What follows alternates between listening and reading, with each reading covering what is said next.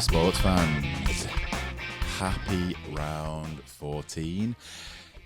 Glad to be back. Welcome to the 10 Yards Back YouTube channel, Spotify stream, X profile if you're interested.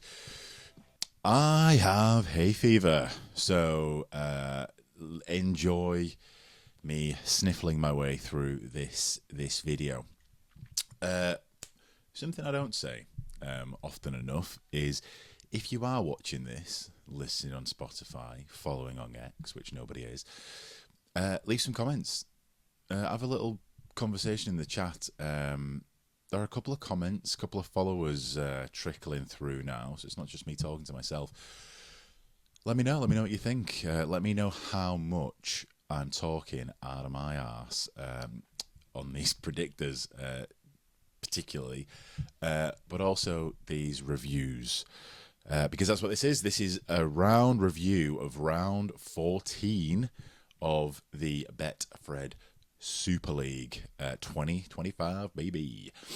Round 14 was pretty good. I thought coming into this there were some compelling fixtures. Wakefield, Leeds Warrington, and Hull FC being the compelling ones. Others I just wasn't so fond of. But I mean, the round itself actually turned out interesting. I think in about 9 months' time, the birth rate in East Hull is going to skyrocket. The population of East Hull is about to double in the next 9 months, given what's going on recently over at Hull KR. The round itself, 14, was 7th in the rankings so far for total points scored. Can't remember how many that was, but it was 2nd in average points difference between the two teams.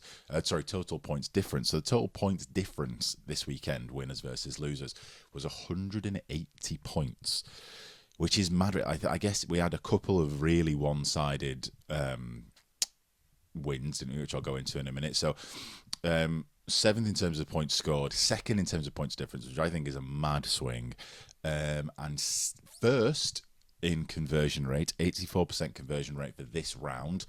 And miraculously this round, there was a red card while Artur Morg was on the field that he didn't have to get an HIA for. We did it, baby. Well done, the old punching bag, Artur Morg. So the round itself looked like this. As a Hull KR Catalans, not that bothered about that one. Hull FC Castleford thought it was a good one. Huddersfield Wigan, I thought Wigan were going to walk away with that one. Let's be honest, we all thought Wigan were going to walk away with that one. Leeds and Warrington was going to be toughly contested. I thought it was going to be a battle, given what happened in the Challenge Cup the week before. Wakefield were going to put one over on Leigh, and of course Saints were going to do Salford. But this prediction was the one time I've given what I wanted to happen, not what I thought would happen. So I'm not being held to this one. 32-10 there for Saints. Really what I wanted Saints to do, I'll get to it in a minute, is I wanted them to relax a little bit, try some stuff out, let it fail. You're always going to win this one. That's not what they did. This is how the round actually turned out. A couple of incorrect, unlike myself. So Hull KR fucking battered the Dragons, didn't they? I mean, god damn it. Castleford pipped Hull. Wigan just scraped through against Huddersfield. Leeds beat Warrington. Leigh got one over on Wakefield, and we all knew how the Salford game was going to go. So let's go individually. I'll give you my thoughts on each individual game, highlights, key points, things that if you didn't see the game, maybe you can talk to your friends like you did see the game. That's the whole point here of these reviews. So number one, Hull KR Catalans. I had this at 28-6, like I said earlier. Catalans just aren't bothered anymore, are they? Which is sad. Part of me thinks to say, I don't know what's happening.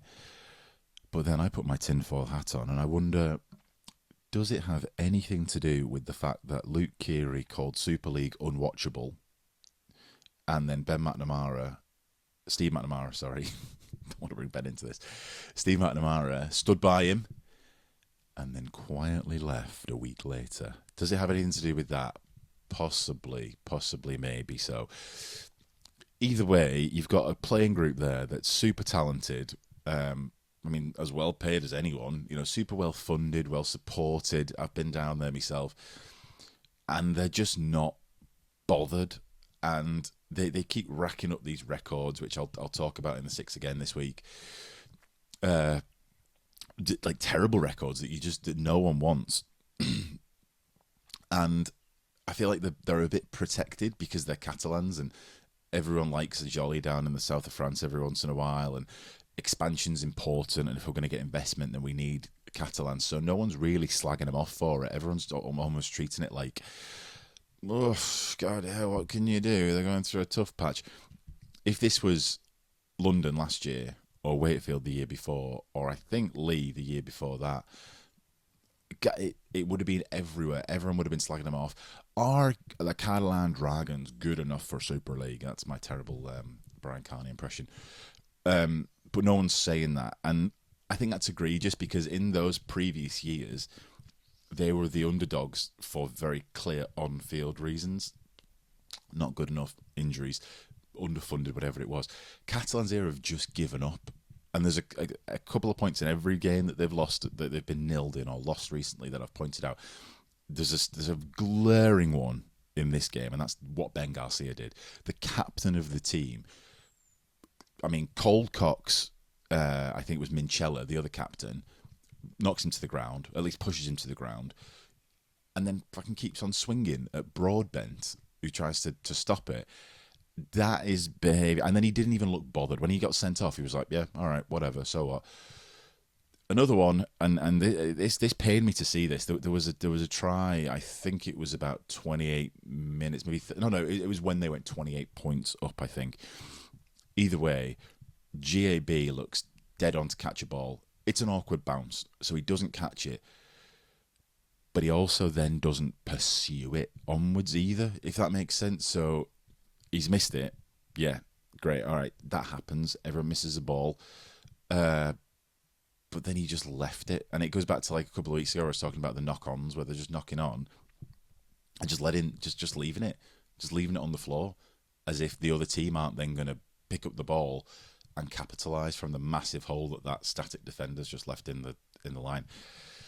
All right, I could go on for quite a long time about this because I'm disappointed with it, really, to be honest. That Catalans have gone from, what is it, 2 grand finals in 5 years and then a Challenge Cup win 2 years before that to this. And it's sad because there's the funding hasn't changed, the support hasn't changed, the ground hasn't changed, the rules haven't changed to disadvantage them.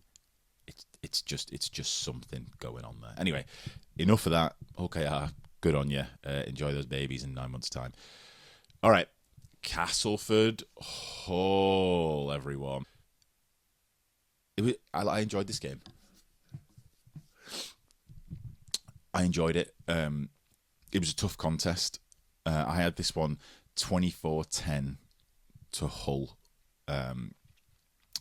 in my predictions. God, I was wrong. It's basically just the other way around, isn't it? And I really didn't give Castleford much of a chance to win. I knew they'd put up a good fight, but I didn't give them any chance to win, really. That whole wall that I'm really impressed with this year, thought would hold them back. In my predictions, I said Cass need to get it out to the wings as quickly as they can, not just because they've got 2 6'4" twins that were made in some kind of Siberian lab on the wings. They literally both scored the same try within 5 minutes of each other. They need to get it out to the wings to break that whole defence up a little bit. And that's what they did. They worked on expansive play, a couple of runs up the middle, and then just straight out to the wings. And historically, if you remember 2017, Castleford's heyday, that was where they sort of made their name. Classy Cass, always getting it out and playing champagne rugby league, as some people would say, not me. And that's what they did. They did this again on Friday, and it got the better of Hull FC. I think I'm not sure about this. I don't think Hull FC have won at home this season, which is mad because they have a real good support, a nice stadium. They've won a lot of games. I mean, what have they got now? 15 league points. That's 7.5 games they've won. Weird. I don't know what's happening there. But yeah,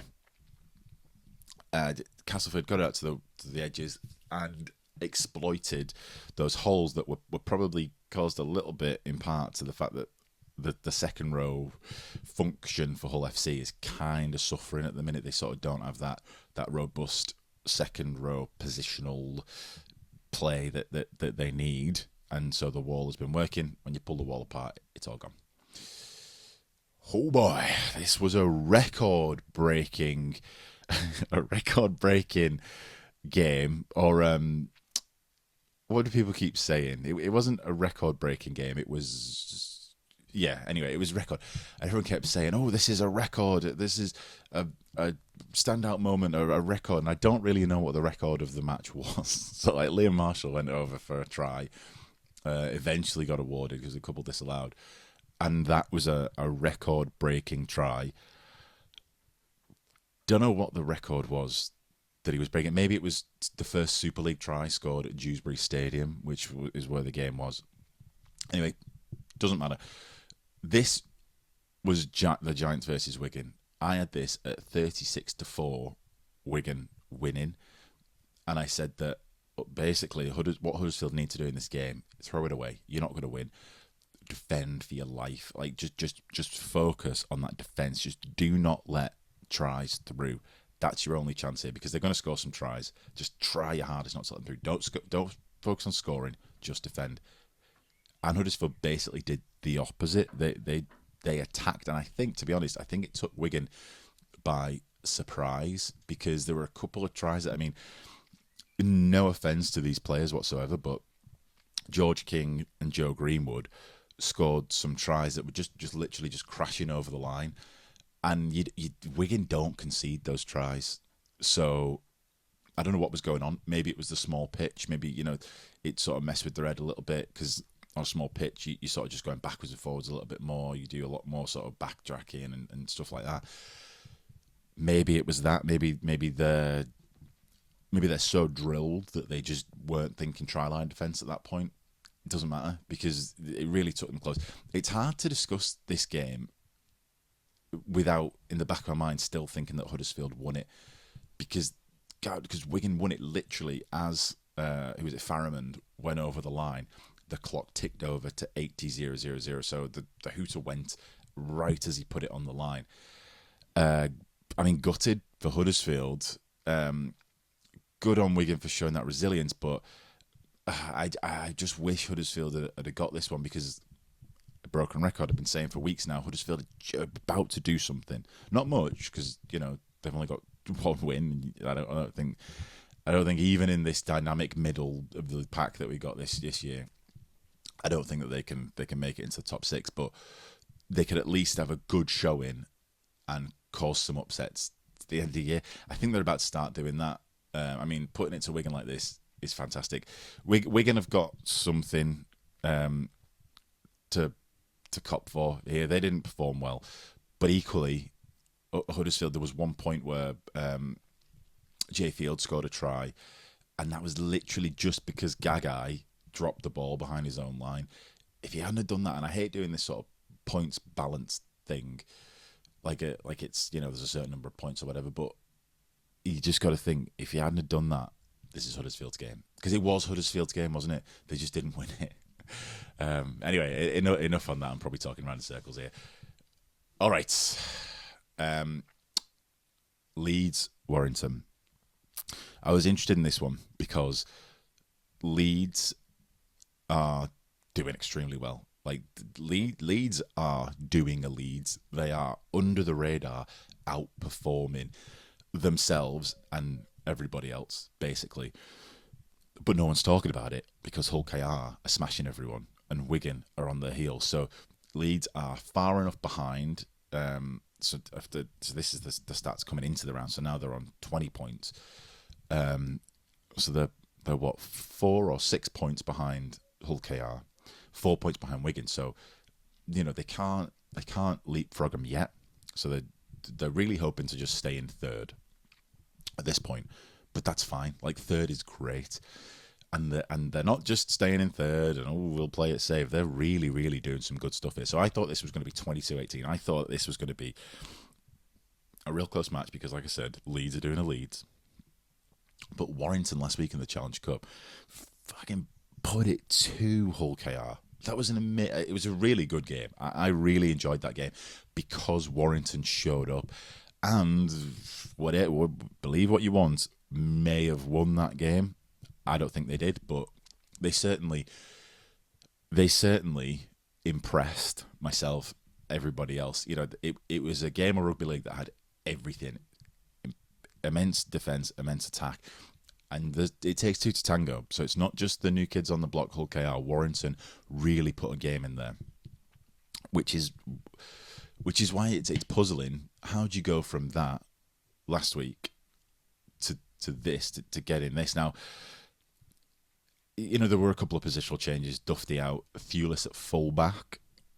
I don't think you can really blame this on that. I mean, a lot of the Leeds tries were made sort of midfield, 40 metres out, with the setup and whatever. So maybe a more experienced fullback would have caught those plays in advance and stopped them. I don't know. I don't think you can blame 24 points on that though.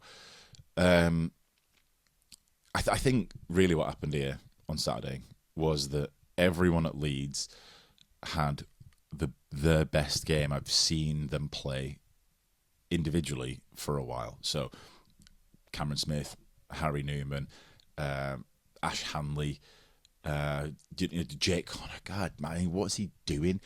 I'm going to watch Saints Leeds on Friday, and I am not looking forward to Jake Connor being successful to my face. It's going to be a difficult one. Anyway, Leeds did it, 36-12. They remain in third position with 20 points now. It's interesting to see, isn't it? I said last week that no one's bothered about Leeds doing well. I'm starting to be bothered because it's looking really good. They're doing it impressively now, which is fantastic. All right. Wakey Leigh. I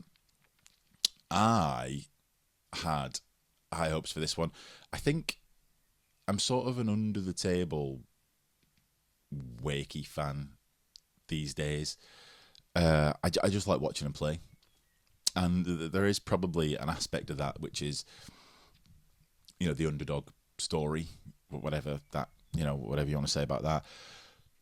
But I think more than anything, they're just playing well, and they play well across the park. Meekin at prop in the forwards is doing fantastic, and he's bringing those up with him. Jowett out the back. I mean, apart from Jay Field, he's probably scoring more than any other fullback in the league at the minute.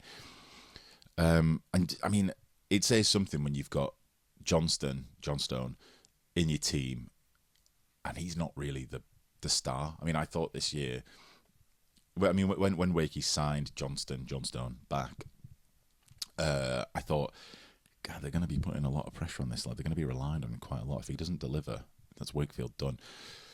You hardly hear him. He's just putting in work at the back. He's not doing that. He's not being the Tom Johnston of old, who's mopping up tries everywhere he can. He's just putting in the work and helping the team progress, which is fantastic. So I thought Wakefield were going to take this one 26-18. They've probably got themselves to blame a little bit here, Wakefield, for this loss, because I mean, an example. So Leigh got two penalty kicks. Wakefield got one as well, I think, if I think back. But Leigh got two penalty kicks. One was for an offside, which is harsh, that because it happens all the time, doesn't it? And I think my thought is always that refs sort of let that one go a little bit. Lying on, offside in the 10.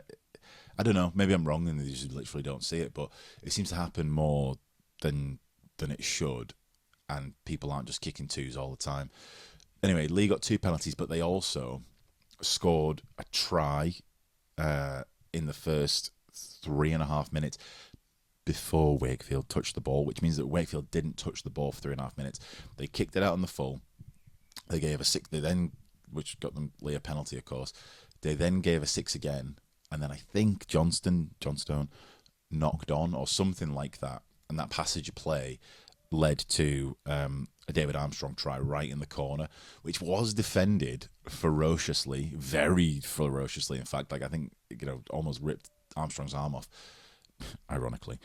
But it just wasn't enough, and to give that much territory and then a try away 3.5 minutes in and you're backpedaling, and then you only lose by 4 points, which is the points they kicked. They got to be kicking themselves, which is, I think, you can't really be too mad at this. It was a good game, lovely sunny day. Bellevue looked fantastic on TV. It was packed, and I've been there. Bellevue never looks fantastic. Oh no, I've been in there in the past. I haven't been there since it's been done up. To be fair, it looked great. It looked like a good occasion. People were enjoying themselves. The players were enjoying themselves. It was a good hard-fought game. Leigh came out on top. Wakefield have got a rough run coming up. I think they've got Wigan this week at home again. So hopefully, maybe Wakefield can do Wigan over off the back of this. Who knows? It's turned into a bit of an anti-Wigan podcast. I think my reason for that is not just because I'm a Saints fan. I think the reason for that is that Wigan are so dominant. The best way to get a good game to watch out of them is from to get beat, because otherwise they're just going to do what Wigan do and just be regimented, Subutio, rugby league, where everyone's in the right place at the right time and it's perfectly executed. That's what we can do. All right. Saints Salford. I said last week, so I already said it, I think I had this one 36-10 because that's what I wanted to happen. The score on the points on this were always going to go one way. Salford were never going to win this. Doesn't mean they didn't put up a good fight. I said, like, it was Father's Day and this game was on. I had my granddad round for dinner. He wanted to watch the Saints match. I would have been watching the Leigh match, the Wakefield Leigh match, if it was up to me. I wasn't bothered about this game, to be honest. I could have just watched the highlights of this because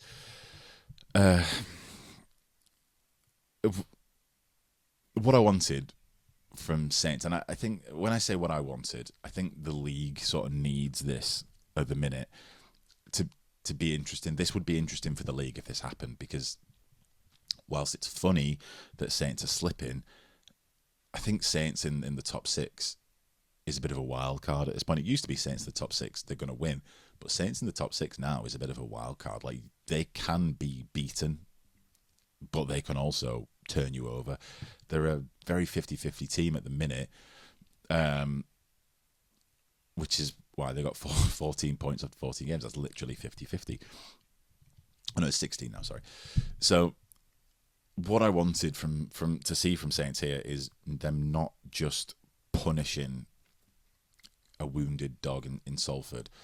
I wanted to see them trying new things out against a game opponent, like a real opponent. So try some new players, try some new positions or whatever. So they are missing Percival, Wellesby, Murphy, and now I think Batchelor's gone as well. There's some key positions missing there. And you can look, Saints can, particularly because all they hire is utility, they can look within their spine to rearrange a little bit. But instead they brought on Owen Dagnall on the wing. Good on him. Scored a try. Debut try for Saints. Good lad. I do not begrudge Dagnall that try. But because Dagnall was on the right wing, they just kept going to the left wing. So Kyle Felt scored 4 tries. Harry Robertson scored 2 tries. Now, when they play Leeds on Friday, if they play with the same setup, what are Leeds going to do? They're just going to defend against that left edge. They know now we've got to defend against Felton, Robertson, because kiddo on the corner there, Dagnall, hasn't done anything. He hasn't got any game experience because they never gave him any ball. They put him out there and didn't do anything with it. Anyway, again, I could talk about this for a long time. I won't. Saints got the win as we knew they would. Another 46 points on Saints. Stay tuned because on the 29th of June, we see this game again for the third time or fourth time this season. Saints will play Salford. And people are not happy. All right. This is how the table looks. Pretty static at the minute. Like I said, that the top of the table starting to work its way out. Bottom of the table's probably just comfortable now. Castleford have got themselves another win, which puts them another one ahead of Huddersfield, and Hull KR are now still one up on Wigan, but I think it's pretty comfortable. It's set. The top is setting itself up for a good end of the season. But they just need to stay consistent. As soon as one of them loses, it's going to be fun. But will they? I don't know. Top points scorers, Adam Kieran still at the top there, even though he came off, I think, a little bit early. And Marshall kicked the goal at the end of that Huddersfield game, maybe just because they'd already won, basically, hadn't they? So they won by more than 4. Morg, God, he must be so pleased he went to Hull KR. Look at all those points Morg's got. All the others. George Whitby's in there. Good on you. And the man himself, Jay Field, I think the only non-kicker on this table, just purely in there on tries. Good on you, Field. Top try scorers, of course, Field's at the top there.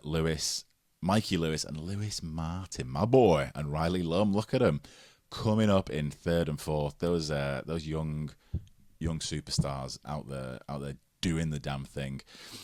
Harry Robertson's back in the top 10. That's great. Hasn't played many this season. He's been quite injured. All right, that was my thoughts, my rambles on round 14. What did you think? Let me know. If you want to listen back to this on Spotify, head over to 10 Yards Back on Spotify. It may be up at the time of watching this. Follow me on X if you want to. I don't follow myself, so I wouldn't if I were you. And we'll see you later in the week for a 6 again. Thank you, everyone. Enjoy the sun.